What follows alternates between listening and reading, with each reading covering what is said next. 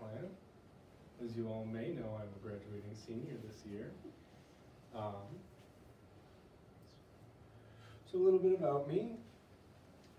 I'll switch over here because you can already see my face. Again, my name is Connor Plant. A lot of my time here at FA, I've done a lot with our local community theater.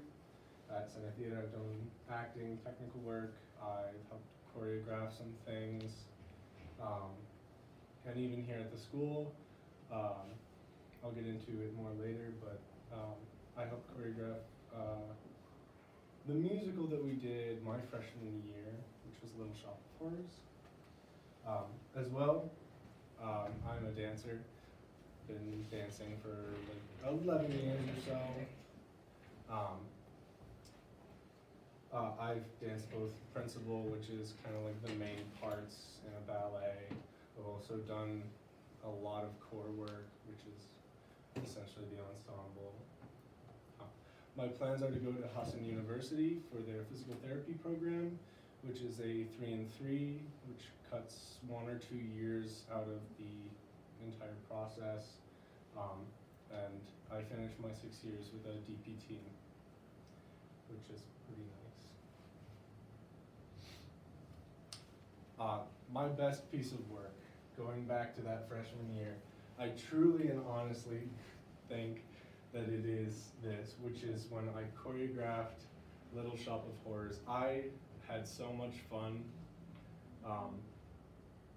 I made the choreography in Mr. Bushman's room, and I like to think that he enjoyed all my grumblings in all of his free periods.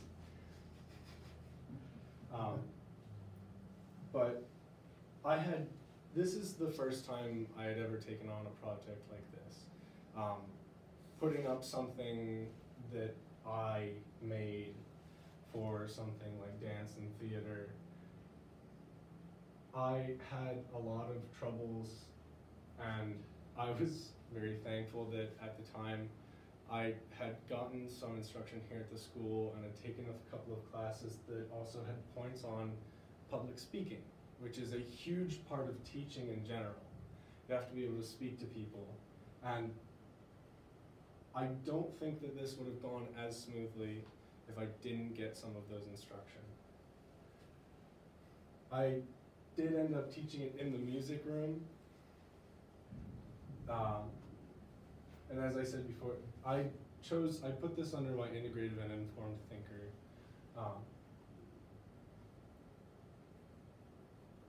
Standard, or I pulled skills that I learned from just about everywhere in my life. My dance, my performing abilities from obviously the theater and this dance school that I go to. And again, from here at FA, where I learned some very important public speaking skills and some skills of dealing with patience. I am not always the most patient person and do like to get things done rather quickly.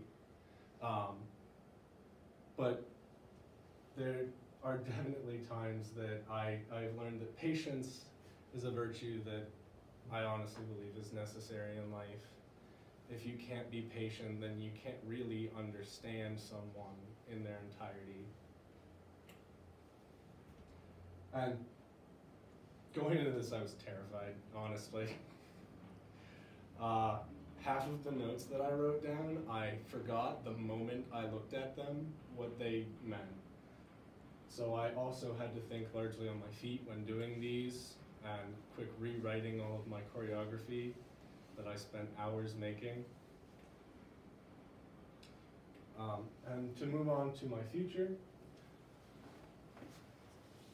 again, I would like to go to Hassan University for their amazing physical therapy program.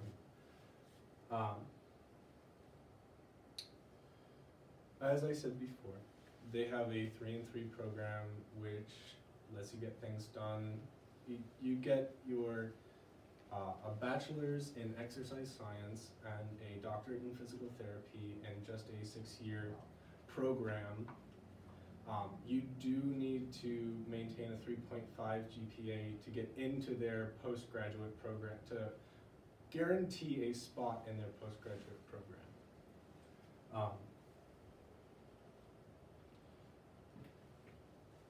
And honestly, I do have to say thank you to FA for things like patience. And there are so many times that I have gone into a classroom and been like, haha, solution! And then the teacher's like, nope. But it's just, this is what I saw initially, and it's not that. It's not quite what it appears to be. You need to stop and think. And as I'll get into later, I went and I job shadowed at Mayo for the job shadowing portion they wanted in the presentation, and the majority of it is analysis. Analyzing how someone feels, and if they're in pain, how can you help them? Be patient, think things through, and so I'm just so glad that I've been able to get these skills. And as I mentioned before, the job shadowing at Mayo Hospital, where lovely people, Tanya and Katie. Tanya has a DPT from Hassan University back when their program was a 3 and 2, and it only took 5 years to get a DPT.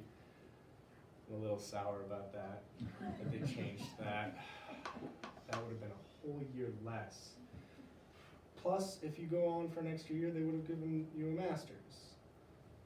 So you didn't just get a bachelor's and a doctorate, you also got a master's. But they changed the program. I walked in here and they kind of just showed me what their day looked like. And then of course I interviewed them a little bit, and absolutely 100% supported my dreams and ambitions of becoming a physical therapist. You get to have people come in that you may or may not know, outpatients and inpatients. The outpatients, of course, are people who come regularly from outside of the hospital.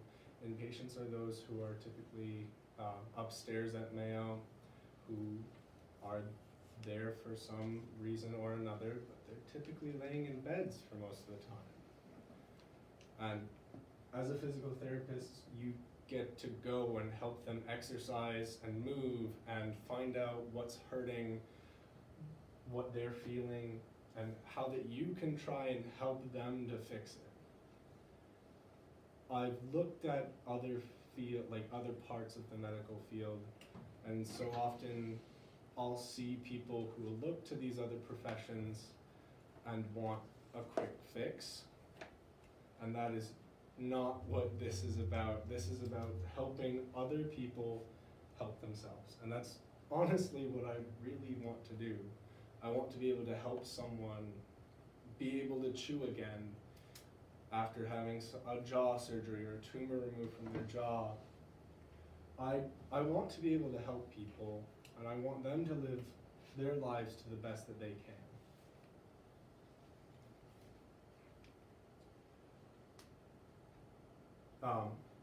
As I had mentioned before, a little more in depth on their outpatients. They typically, if it's the first time that someone comes in, they do an initial assessment, just a quick questionnaire, like how long have you had this pain? Do you lose sleep? Does it hurt if you straighten it or bend it? Pretty basic stuff. You can also, there are also then the returning patients who you'll go through the exercises you've already given them. You'll talk to them, is it better or worse? Have you been doing your exercises every day? And here are some more things that may or may not help you based on another analysis. And then the rest of it is primarily documentation. Going through after you're all done and writing everything down, putting it all into a computer, and having those notes for the next time someone comes in. I'd asked them about traits and personality characteristics that they thought would be necessary for the job. And both of them said, you need to be confident and assertive. You have gone through this process to get your skills, and you know what you're talking about at this point when you're a professional in your career.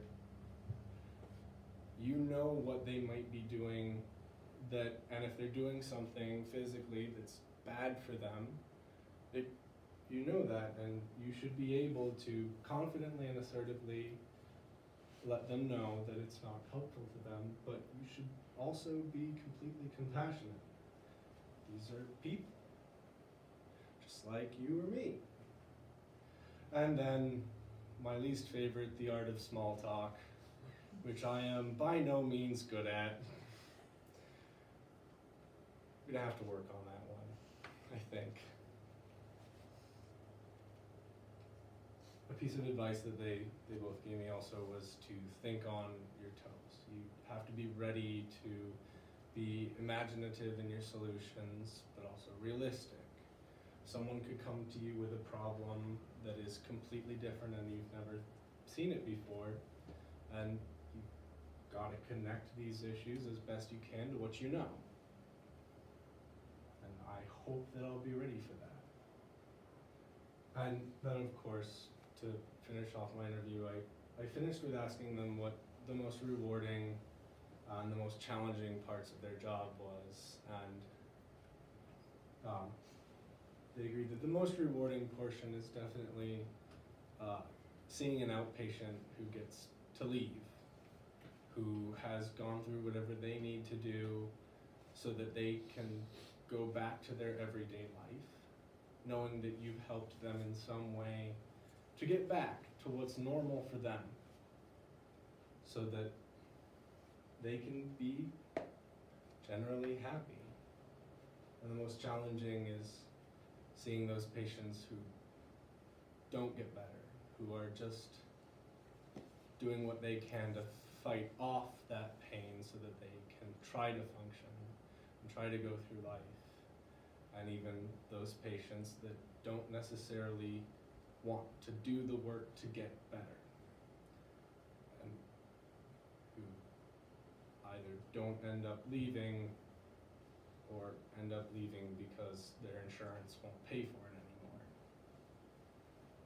And when I asked them about that challenging part, the emotion in their voices rang with such sincerity that I almost cried.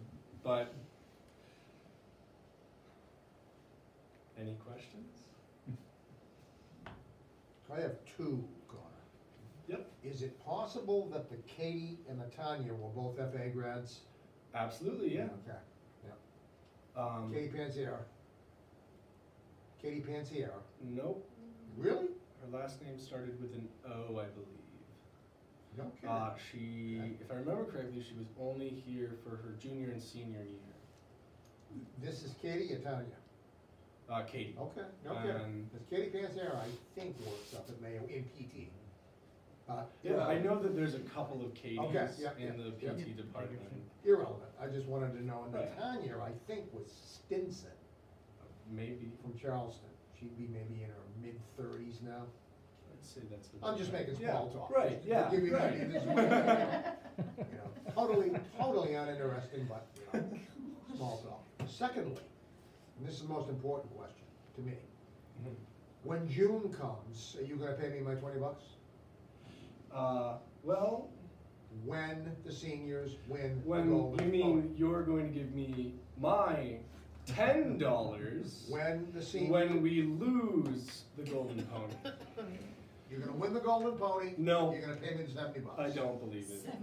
No. It's Every $10. time increases substantially. Your math is impeccable.